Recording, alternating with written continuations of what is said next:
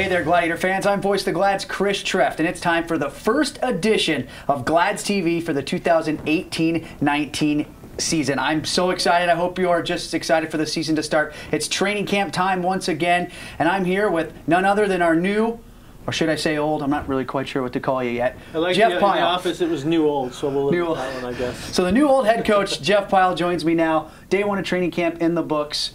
How'd it go out there on the ice today? Well, we started with 20 guys. We had a good setup, 4 lines, 3 sets of D, 2 goalies, so everybody got a lot of ice time. We kept it up tempo, kind of a couple hidden bag skates to get their legs going, and a little conditioning, and just make sure they get used to the new equipment. And first day on the ice, we had a lot of fun, I thought. Now talk about the roster. Obviously, it's a little bit different than we're going to see on opening night because we have a bevy of tryout guys, 10 guys in the American League, which is a testament to the hard work that you did to get those guys up there. But a lot of unfamiliar faces, a lot of guys that may not be in the lineup that are battling for those last few spots, as we have a ton of guys trying to stay up in the American League. Well, my thought process was bringing a lot of guys that we may be calling up, or maybe they can make the team, the SPHL. I have a lot of respect for the players that are down there, so I wanted to make sure I saw enough guys so I knew who I would be calling up. And then we do have the 10 guys coming back, and a lot of these young kids are doing really good. Mally's having a great camp in Providence. They're impressed with him. Jack Stander, I mean, all the guys have been spoke highly of. So in the end, when you give those kids the opportunities, it's not me doing anything, it's them taking advantage of them. So we're happy that our affiliates are giving us the opportunities of you know, giving guys the chance to go there and show what they can do, and you know, maybe be a call-up guy. So that's kind of the purpose for that. And then in the end, once we get the NHL guys, contracted guys, and the two-way guys coming in, there's going to be guys looking around knowing that you know, you're fighting for your job, and the mentality right now is you know, you sacrifice for the team. If we do that, we'll be pretty solid. Now, to you personally, you spent 8 seasons here before you ventured off into the American League, and then you went to Europe, and you bounced around a couple other places before you end up back here in Atlanta. And first off, is it still weird to call it Atlanta and not Gwinnett? And is it cool to come back to a place that you're so familiar with? We're in your old office. Does it look the same? Has it changed? It's changed quite a bit. It's changed quite a bit. There was a bigger budget after I left, I think.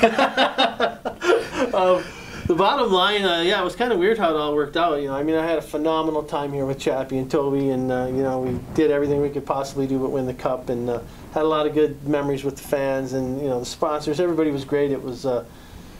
I always say this was my NHL. You know, I mean, I say that everywhere I go. But we had a blast here. I didn't want to leave. When the opportunity came in Texas, obviously I went, and everywhere I've been, I've still enjoyed my job. And, you know, where I go, the experiences, the people. But this place was special in my heart. I helped build it. I helped, you know, be a part of a really good thing, and we want to bring that back. So I'm excited about the situation. Good group of kids. New staff, everybody's working hard, and you know, we're going to have to go out and prove it. We got to be a winner. So we started the changeover last year to try to get this team back to where it was in the glory days when you had them. Got back to the playoffs. That was step one. And now a new owner, and Daniel Orlich. You can talk about him a little bit because he's been doing a lot of amazing things here this summer.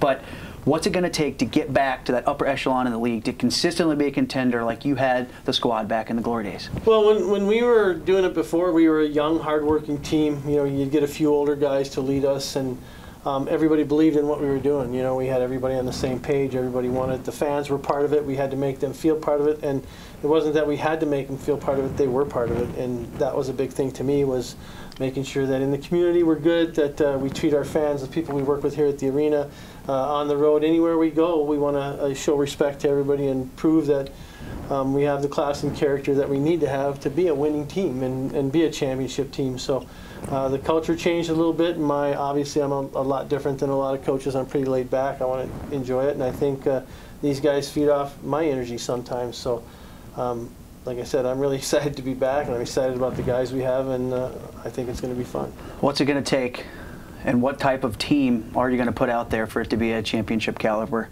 team this season? Well, just a situation like you talked about before. You know, Dan's given us an opportunity to be in a really good position and to build this the way you know, we want to build it now, and everybody's been working hard. The staff's been amazing. So you know, we can't thank everybody enough. Dan's given us the opportunity, you know, just to do a lot of things, and his support has been great, and he's going to carry on what Toby and Chappie and those guys all started. You know, we built something, and so everybody's excited right now, and the kind of team I want is I want a team that can play any game we have to play.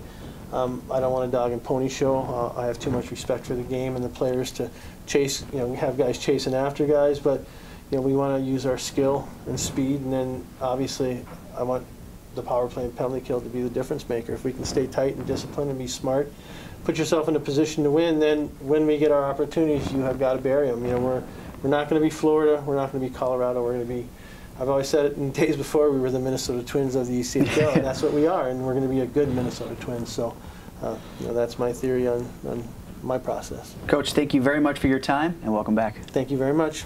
He's head coach of your Atlanta Gladiators, Jeff Pyle. I'm Chris Treft, and this was our coverage of training camp for the 2018-19 season on Glads TV. Go Glads! Gladiators!